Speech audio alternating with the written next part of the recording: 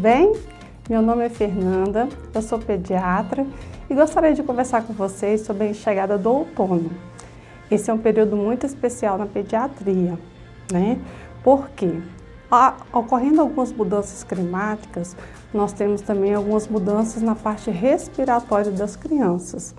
E com essas mudanças respiratórias, na época da pandemia, muitos sintomas são parecidos entre o estado gripal e a infecção pelo Covid.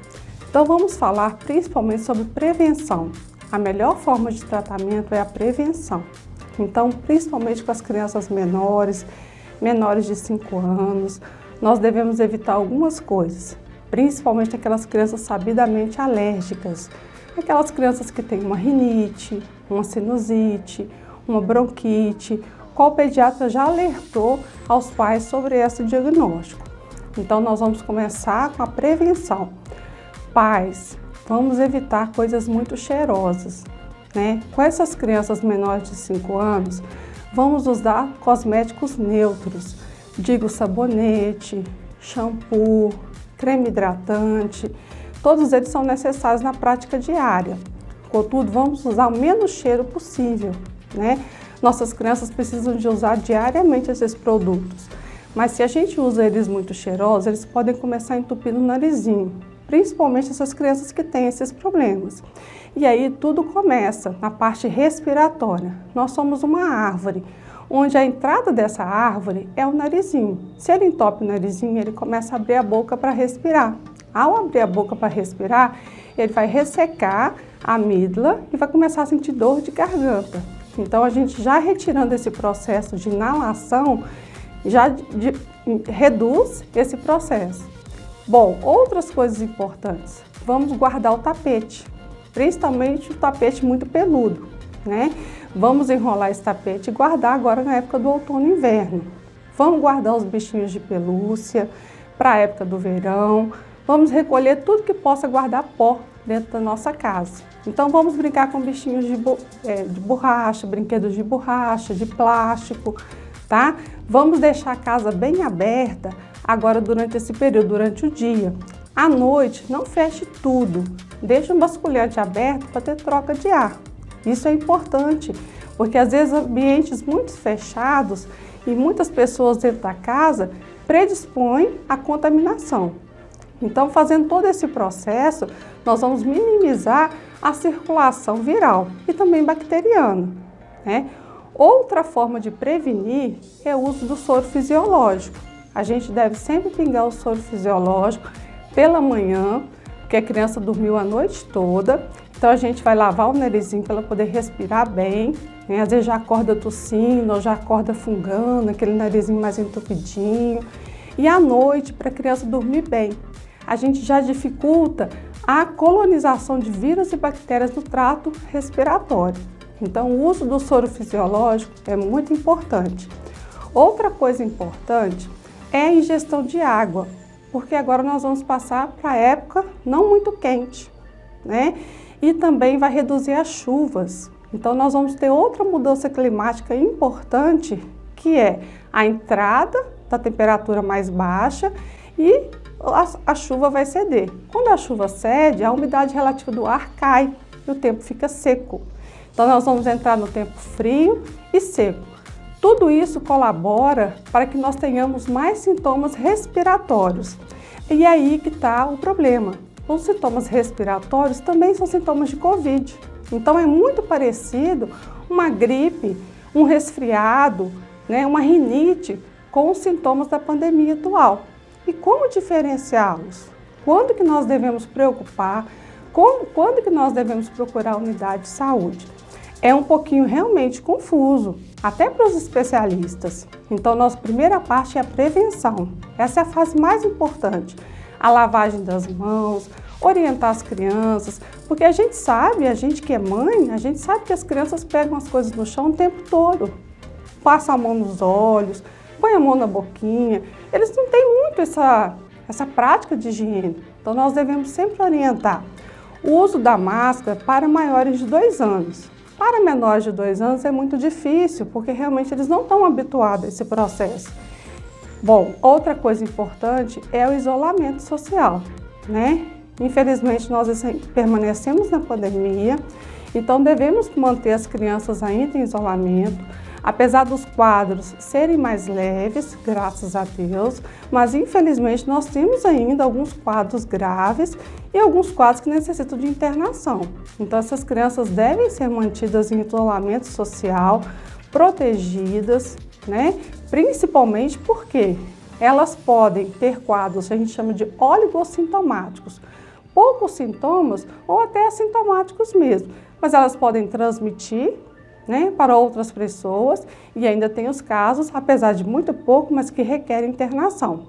Bom, uma vez iniciados os sintomas respiratórios, como devemos proceder? Sempre observando a gravidade dos sintomas, né? Nós que somos mães, devemos sempre ter guardados os remédios de febre em casa. Nunca que a gente ficar sem remédio de febre. Teve febre, a gente já deve medicar, né? O que é febre? Febre é qualquer temperatura acima de 37,8 graus Celsius. Então a gente sempre deve ter um termômetro e a primeira medicação de febre para o seu pediatra orientar. Se a sua criança for alérgica, a gente tem 3 medicações disponíveis no Brasil para uso, né, oral. Então, alguma dessas medicações, geralmente, a sua criança pode usar. Então, de acordo com o peso, saber sempre a pesagem da sua criança, isso facilita muito, né, para que você não tenha que, às vezes, procurar um atendimento noturno, sair com a criança de madrugada. Então, tem o termômetro e tem a medicação guardada em casa. Saiba o peso, saiba a dosagem, né? Se for de gota, em geral, é uma gota por quilo. Se for de suspensão, aquele xaropinho, aí depende do peso da criança, tá? Começado o processo de febre, nós temos geralmente em torno de 48 horas na febre não complicada para procurar o atendimento febre. O que eu digo uma febre não complicada?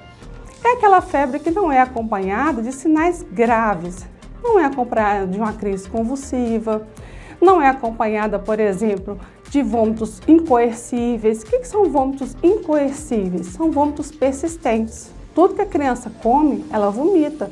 Essa febre eu não posso esperar 48 horas para procurar o atendimento médico, porque a criança vai desidratar. Então eu tenho que procurar antes das 48 horas. Outra coisa importante, todo bebê abaixo de 4 meses, a febre, ela sempre é considerada uma febre complicada, então devemos procurar também o atendimento médico. Outra coisa importante para a febre complicada, a febre que acompanha de manchas arroxeadas pelo corpo. Manchas que a gente chama de petequias, são manchinhas pequenas, disseminadas pelo corpo todo, e elas são vermelhas purpúricas, que a gente chama, são vermelhas arroxeadas. Elas sinalizam uma infecção mais grave. Elas também não podem esperar mais de 24 horas. Ao início dessas manchas associadas à febre, deve ser procurado atendimento médico. Caso contrário, você deve medicar e observar quais são outros sintomas que acontecem junto com essa febre. Bom, uma tosse seca, vamos realizar pingar o soro no nariz, né? Começou uma congestão nasal, aquele narizinho entupido, né? Começou a escorrer, o que a gente chama de rinorreia. Que cor é esse catarro? É um catarro mais claro? É um catarro mais amarelado? Então, a grande diferença que a gente percebe entre um resfriado, uma gripe e o coronavírus é que, em geral, o coronavírus não provoca tantos sinais na parte nasal, sabe? O coronavírus ele já não provoca tanto assim, narizinho escorrendo, congestão nasal. Ele vai mais para a parte, na pediatria, ele vai mais para a parte de tosse, que geralmente é uma tosse seca, né? E já pode abrir com falta de ar, que a gente chama de dispneia, aquele esforço para respirar, a criança fica às vezes batendo o narizinho para respirar ou afundando a barriguinha, esse é um sinal importante. Algumas crianças que têm bronquite também podem desenvolver, aí você não tem como diferenciar, você tem que procurar o atendimento médico, porque só o médico vai poder diferenciar para você, né? Mas essa parte de quando começa com o narizinho congestionado, o narizinho escorrendo, ele vai realmente mais para o lado de uma gripe, de um resfriado, do que da infecção pelo coronavírus. Então, quando tem essas alterações, elas são sugestivas mais de uma infecção, né, uma gripe ou um resfriado.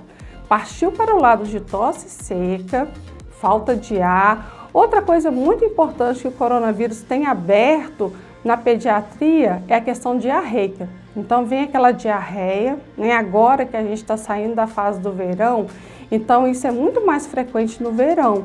Aí a gente vai ver esse quadro permanente no inverno. Então esse quadro vai assustar um pouquinho a gente.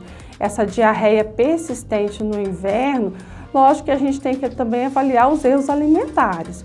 Houve um erro alimentar, a criança ingeriu um excesso de açúcar, né, muito chocolate no dia anterior, isso é justificável. Aí houve um quadro diarreico no dia seguinte. Mas sem uma causa aparente, um quadro respiratório associado a um quadro diarreico, ele vai chamar a atenção a gente para um novo quadro, né, um quadro de Covid. Então, essa associação de sintomas realmente é uma associação que até para nós profissionais teremos que testar. Às vezes, muitas vezes, só o teste irá dizer para a gente a diferença entre a gripe, o resfriado ou a infecção pelo Covid. Então, a melhor forma é a prevenção, a lavagem das mãos, o cuidado com a sua criança, né, o isolamento social. Realmente, a criança deve permanecer no convívio familiar, com poucas pessoas, né? Está difícil para todo mundo, sim. Nós estamos tendo outros problemas cognitivos com a criança em relação a esse isolamento, mas, infelizmente, o momento requer essa conduta. Né? Esperamos em Deus que tudo possa passar, mas atualmente temos que viver este processo, até que cheguem as vacinas, até que todos sejam vacinados. As crianças ainda não foram testadas, então nesse primeiro grupo elas não serão contempladas com a vacina, porque não houve pesquisa, né? Não houve ensaio feito com as crianças. Nenhuma criança foi passada no teste. Então a criança será vacinada após todos os adultos forem vacinados e então serão estudados os casos de reação, de efeitos colaterais, a vacina será melhorada, né? E aí nós poderemos vacinar nossas crianças.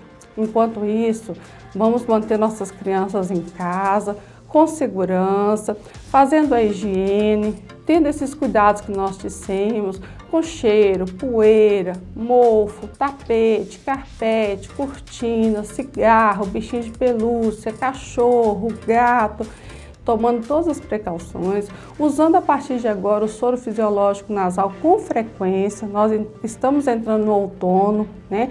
A temperatura vai cair, o ar vai ficar mais seco, então nossa forma agora é prevenir, né?